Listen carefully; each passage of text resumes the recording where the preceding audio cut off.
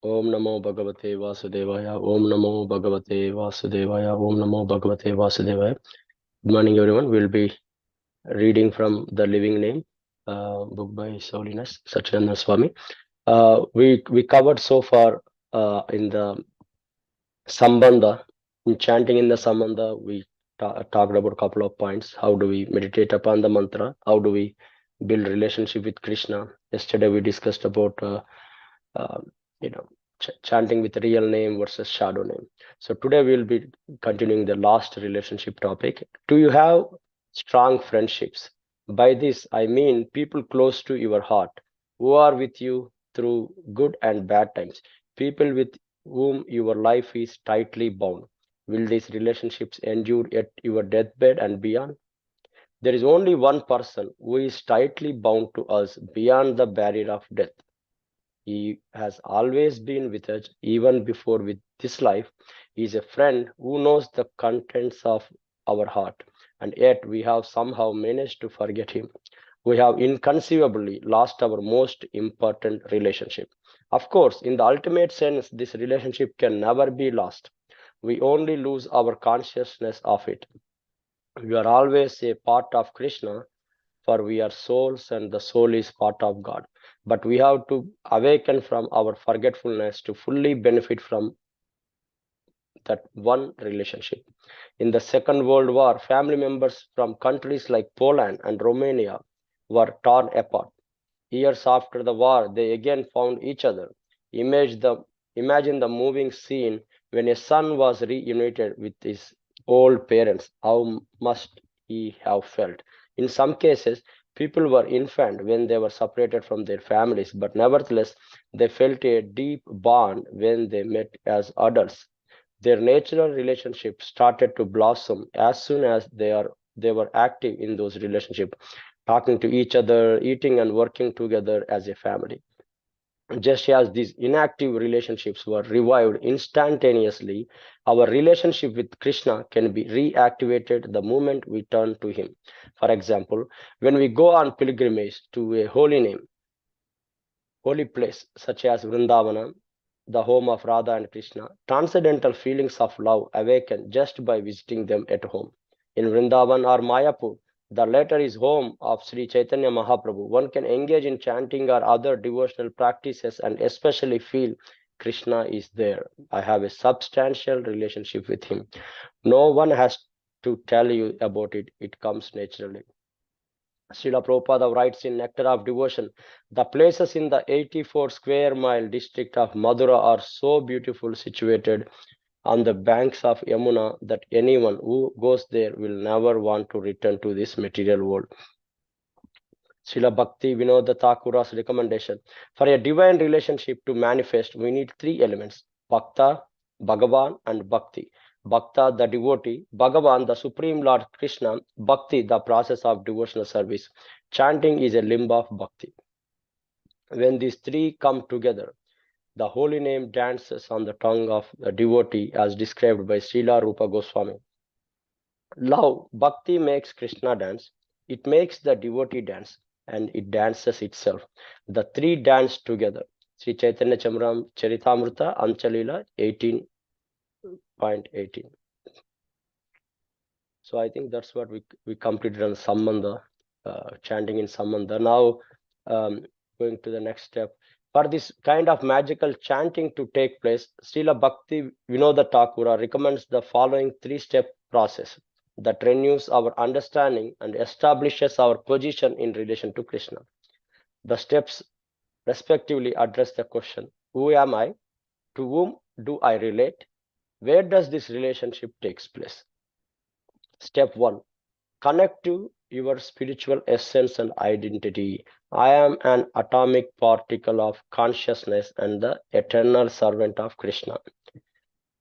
Second one, to whom do I relate? Connect to other person in the relationship. Krishna is the infinite conscious entity and my only master. Where does this relationship takes place? Inhabit the space of this relationship. The material world is a prison house meant for to reform my adverse tendencies and teach me to be present in my relationship with Krishna in the sacred space of Kirtana and Japa. By deliberately creating the space of spiritual consciousness within, you can actually chant with devotion. Sambandha is established the moment a devotee sincerely turns to Krishna and thinks, I do not wish to be a slave of Maya anymore. It is enough. I don't want to be chained to an ordinary material existence in a world of birth and death, slapped by Maya at every opportunity she gets. It is now time to turn to my relationship with you. An important doubt. As I give my seminars and retreats around the world, I have noticed an intriguing phenomenon. Sometimes devotees doubt they can have a direct relationship with Krishna. I believe this is for two reasons. Firstly, devotees feel they can only have a relationship with the tangible representative of Krishna, the Guru. And secondly, they misconstrue Srila Prabhupada's warning of Prakrita Sahajiya mood, an attitude characterized by cheap imitation and unfounded imaginations. In our tradition, we greatly stress the necessity of the Guru and hear a great deal about developing our relationship with him. Indeed, the Guru is a paramount importance, but he is also described to be a transparent via medium. He leads to he lead us to Krishna, the highest truth. That means that our devotion does not stop at the Guru's door. His door is made of glass. We look through it to find Krishna on the altar. यस्य देवे परा भक्तिर्यथा देवे तथा गुरौ तस्य ते कहिता हि अर्था prakasham te mahatmanah. Only unto those great souls who have implicit faith in both the Lord and spiritual master all the imports of Vedic knowledge automatically revealed. Shvetas Swatara Upanishad 623. On the second point of Prakriti Sahajiya, Srila Prabhupada specifically warned against the immature attitude where neophyte devotees cheaply and often offensively make a show of highly advanced levels of Krishna consciousness. Prematurely, they imagine themselves in a direct relationship with Krishna, Radharani as a gopi, assistant, peacock, or this is obviously not what Srila Bhakti Vinoda Thakura had in mind when he recommended that we become aware of our relationship with Krishna while chanting.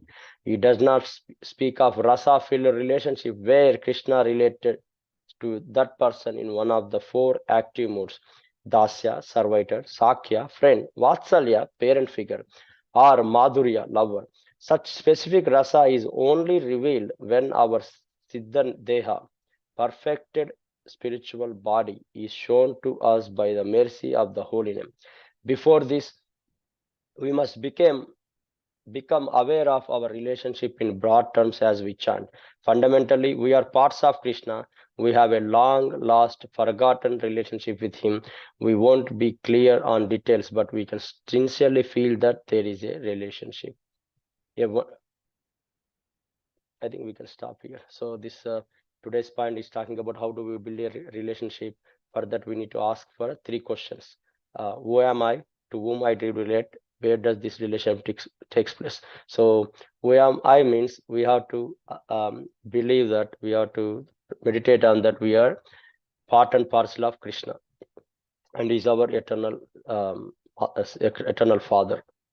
And how do we relate? Connect with